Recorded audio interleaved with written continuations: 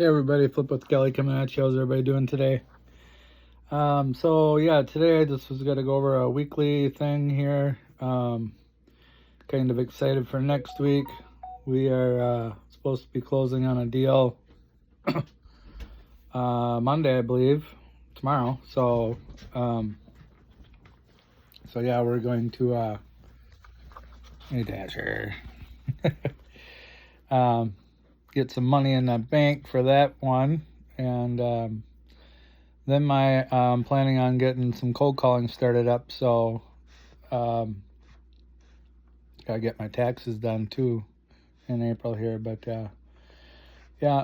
planning on starting up some cold calling. Probably get into some new markets. Also should be cold calling some of my local stuff, which I am.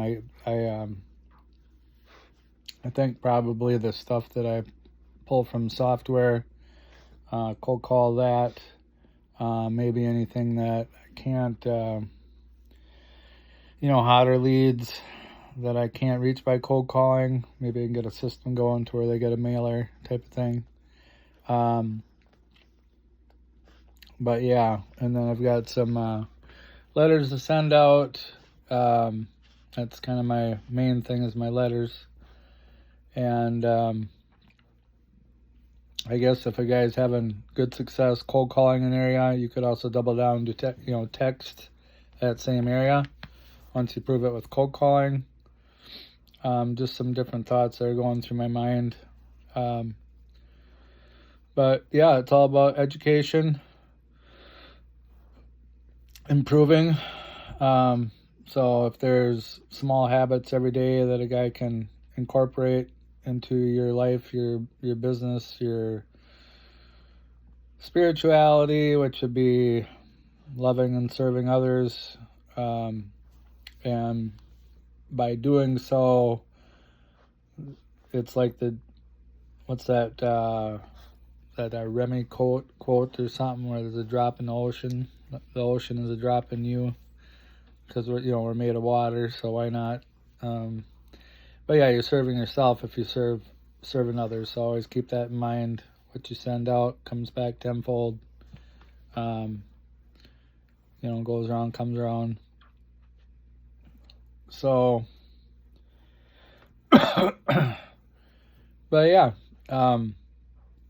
really liking the wholesaling thing. And then if you do come across any deal, if you do have money in the pocket and or access to construction loan, if a guy did want to do like a hotel or possibly even a flip, if you can make the time for all that and not let the wholesale business suffer or go down because you're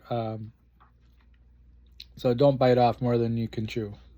Where your priorities are, whatever's working. But you could literally you could even sub that stuff out if you ain't got time for it.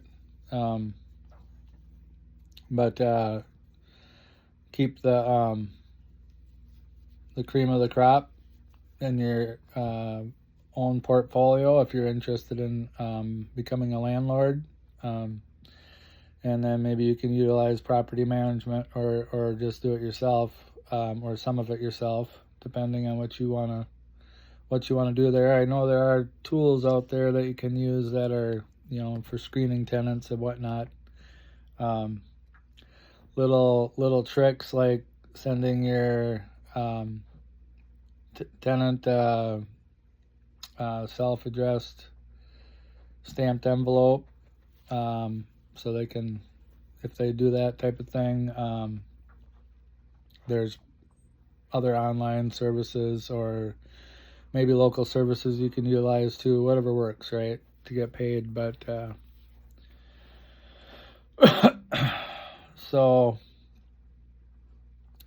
very excited to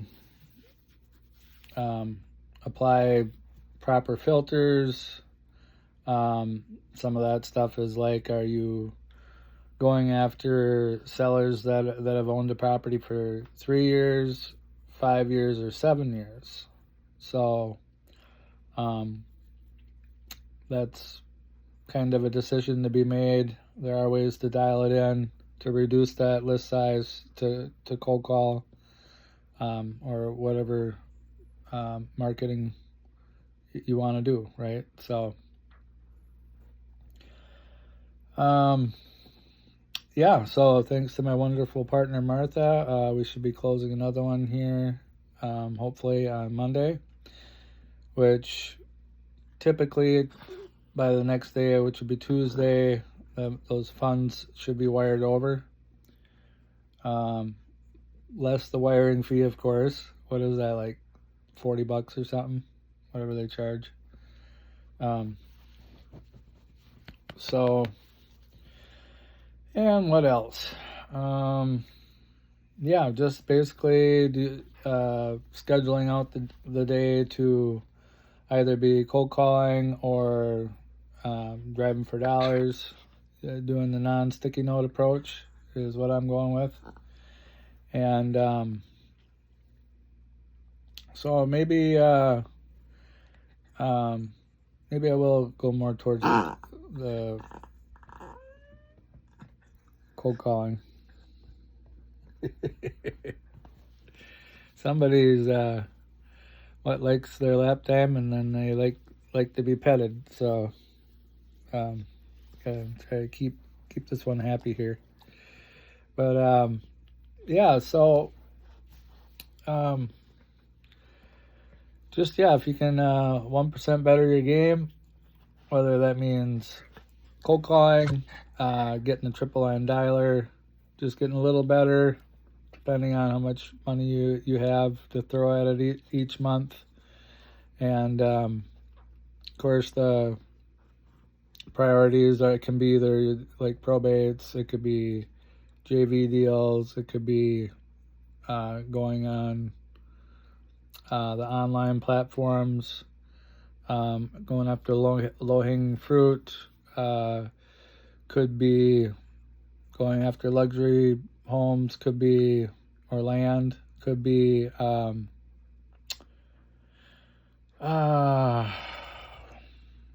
what's that called, where the title's not clean.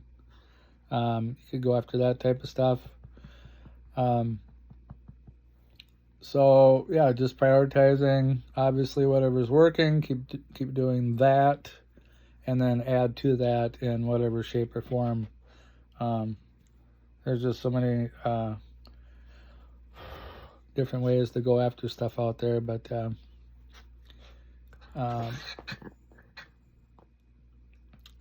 and maybe adding new lists, and then maybe delegating some of that out for the list pulling, the more of the monotonous stuff, and getting good at the closing, negotiating.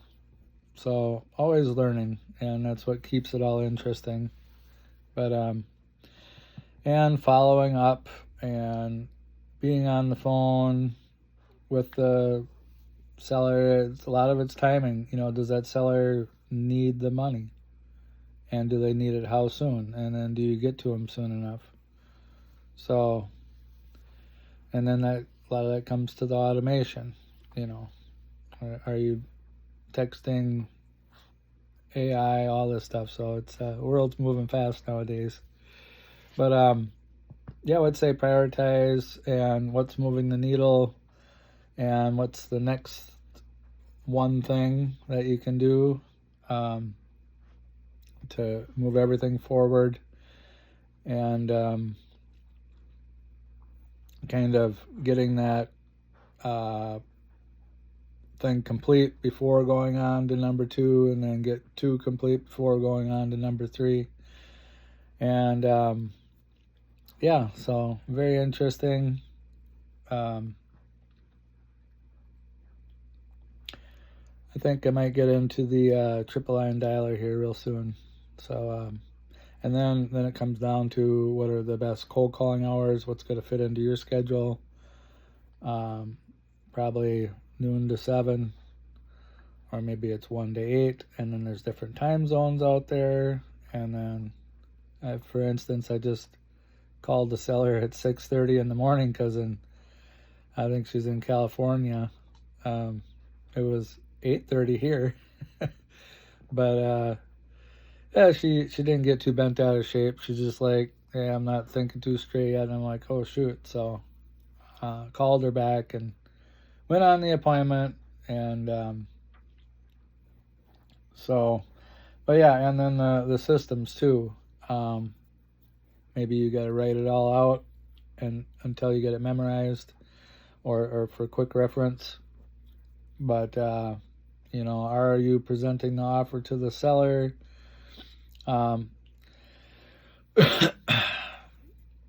At the right time and when they're ready for it.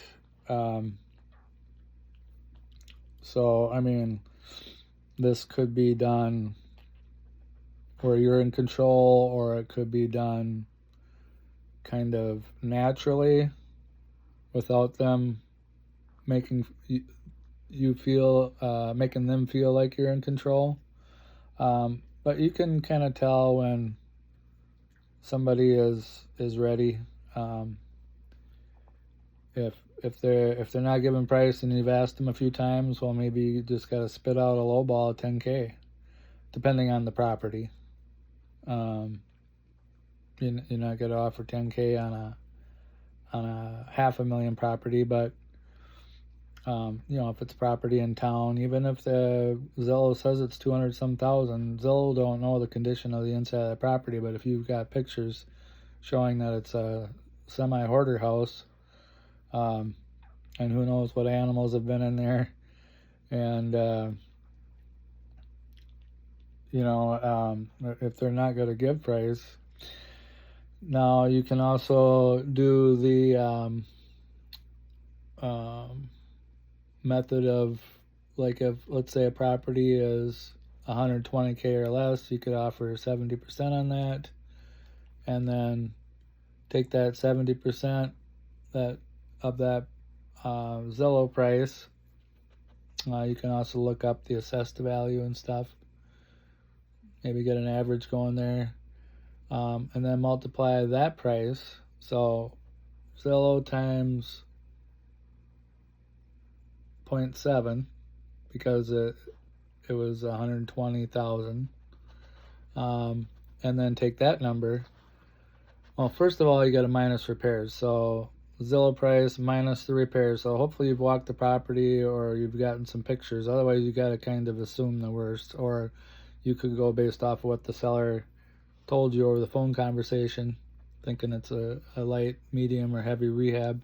So you minus off your repairs, then multiply it by 0.7, because it was 120, according to Zillow, and then take that number and multiply it by maybe 0.75. So you got your MAO times 0.75 would give you your LAO. So then you might offer whatever that comes out to be, 60,000. Seller comes back saying, hey, I've got an offer for 65 or 68. Okay, so then you offer 70. Maybe you offer 70 and just take a stab at it. Now, you don't want to get caught up in a bidding war or nothing like that, but and then developing that relationship, following up, money in the follow-up, depending on what the deal is. Maybe you follow up every day or two. Maybe you follow up weekly. Is it hot or warm? And then, or maybe instead of multiplying by the MAO by 0.75, maybe you say, hey, the price is 90 is my MAO, and you decide you want 20K assignment fee. So then you could offer 69, 70, 71. Maybe offer $69,827, or however you want to do it, right? So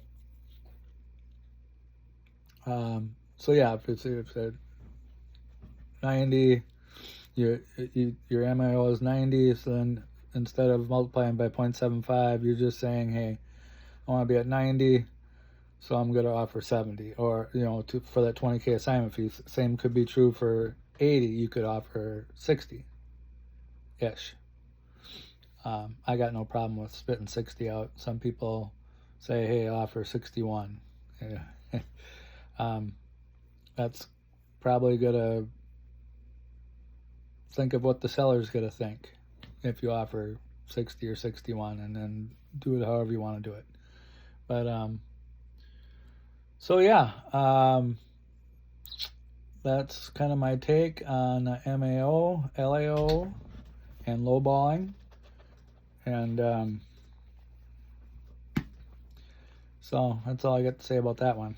But and I mentioned that just because I am getting a little more involved in some of this stuff. So and then of course there's softwares out there that you can pull comps on, and you can throw out the high and the low comp. You're not going to do a comp that, if you go by the pictures and it's been all remodeled, well, that's not going to be a comparable of a property if yours is all run down and semi-order and squatters or whatever.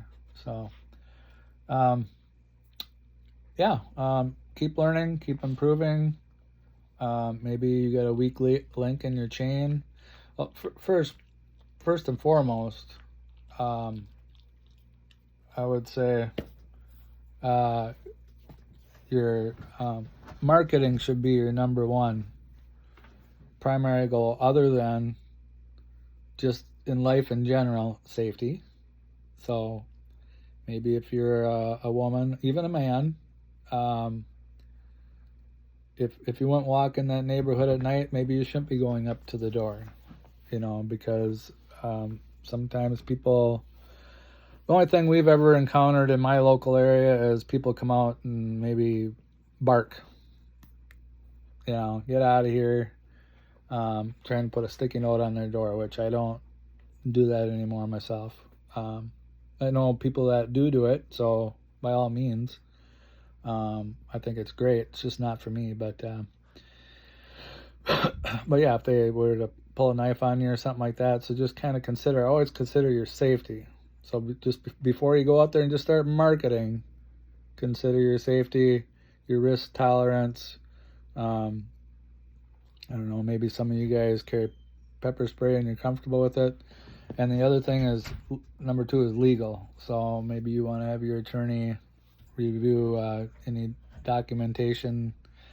Maybe that's not so much on the marketing side, but maybe that's more on the acquisitions. But yeah, number 1, get your marketing going.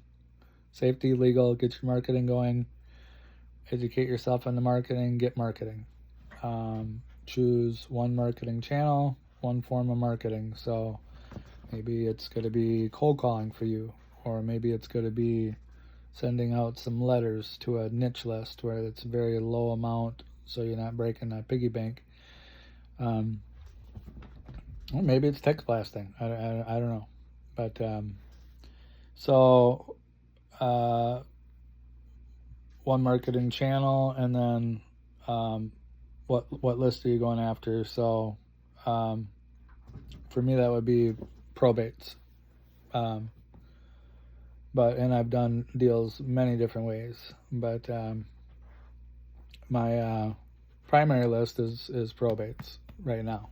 So that's been what's working the best for us. So and then during the day or during your working hours, you do your marketing, and then after hours, after those primary hours of, let's say you choose cold calling, and you're cold calling from noon to 7, or maybe you're cold calling from 8 to 8, or maybe you're cold calling from 5 to 7. You determine, okay, from this period of time, I'm going to be cold calling.